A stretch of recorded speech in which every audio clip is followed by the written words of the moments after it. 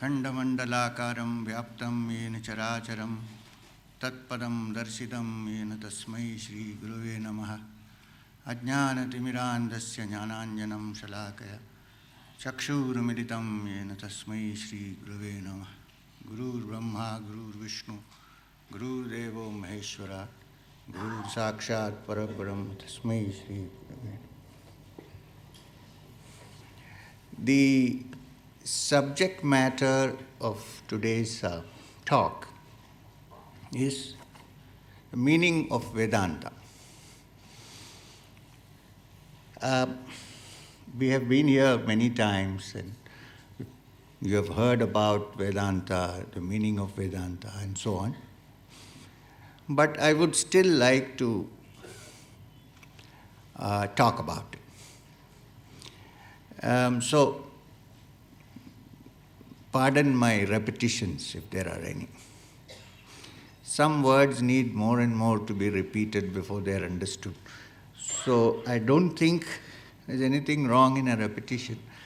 But still, there are people who have been coming for many years and listening to the talks.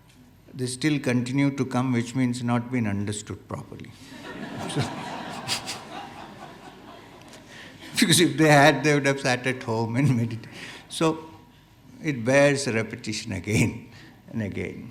So, Vedanta. Meaning of Vedanta. Today we are only, it's a 3-day discourse, so today we'll just look at the meaning of Vedanta.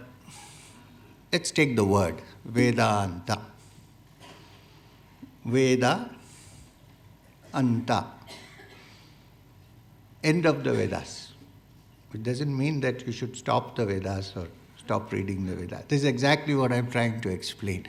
Vedanta, the word meaning is end of the Vedas. It has many connotations to this, end. One of the reasons why this is used is because among the 3 important texts which hold forth or which explain Vedantic teachings are the Upanishads, the Brahma Sutras, and the Gita, of which, of course, the Bhagavad Gita is much more simple and easily understood than, for instance, the Brahma Sutra and also the Upanishad.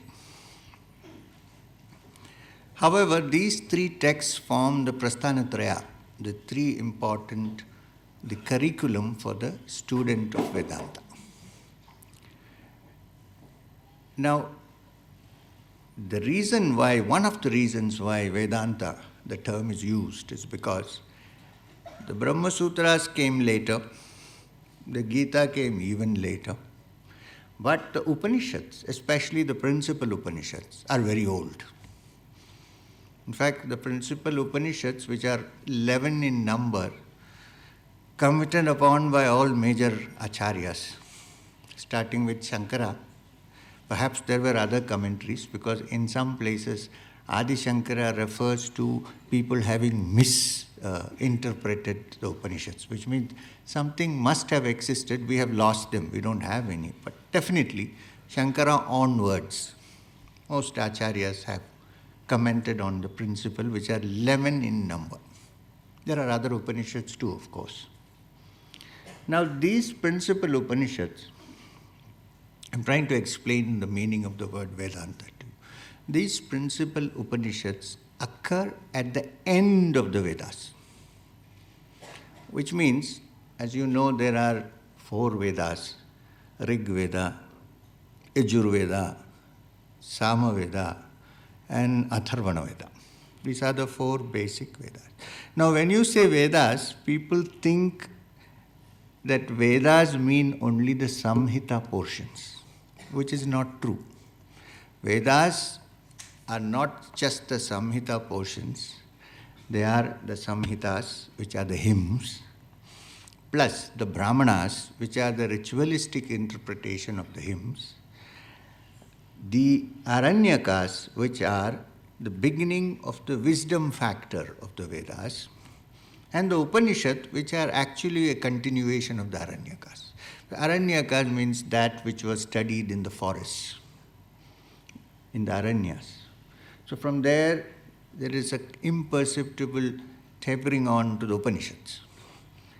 So therefore, these Upanishads, since they occur at the end of the Vedic texts, after even the Brahmanas and the Aranyakas, therefore one of the reasons why they are called Vedanta, which means they occur at the Anta, end of the Vedic teachings. This is one of the reasons why it's called Vedanta.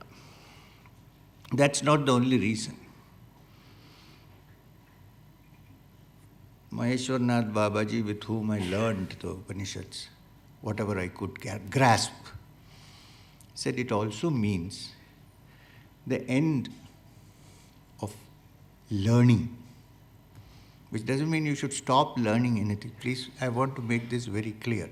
It's the end of the learning that we think is learning, so that wisdom, which is the beginning of insight, may begin to appear. Not as if it is, you don't stop learning because you are studying Vedanta. It's because you see the limitations of ordinary knowledge, so that you move forward into that which is beyond description. Therefore, it is also called Vedanta, the end of knowledge, Veda. Now, if you understand the word Upanishad, then you get a grasp of what Vedanta actually means. I'm generally going to use the term Upanishad. Before that, let me explain to you that the body of literature known as the Upanishad, is almost 2,000 years old, at a very conservative estimate. If I go beyond that, there may be historians who may object, but at a very conservative estimate. Now, they were unknown to the outside world for hundreds of years. Nobody knew in the outside world that there existed such a body of wisdom in this country. It happens to be to the credit of someone who first translated the Upanishads into a language which others could read. Not English, because English was kind of still in its rudimentary stages at that time. And this person was the unfortunate Mughal prince who was murdered by his brother and whose kingdom was usurped by Aurangzeb. This gentleman was one Dara Shikoh, who was the older brother of Aurangzeb, who was himself a Sufi and also a practitioner of meditation, and who was a yogi by many standards. And actually, Aurangzeb used that as a perfect excuse to finish him off. Dara Shikoh gathered a number of scholars in Kashmir in a place called Pari Mahal, which is still visible. He gathered them together and they spent many years translating the Upanishads into Persian. This Persian version went to Greece, because in those days Persian was quite an advanced language. And in Greece, it was translated into Greek by someone called Dupont, who called it the Upanikhat. When people in the West, in those days, Greece was the center of all wisdom and philosophy, everything in the West, art.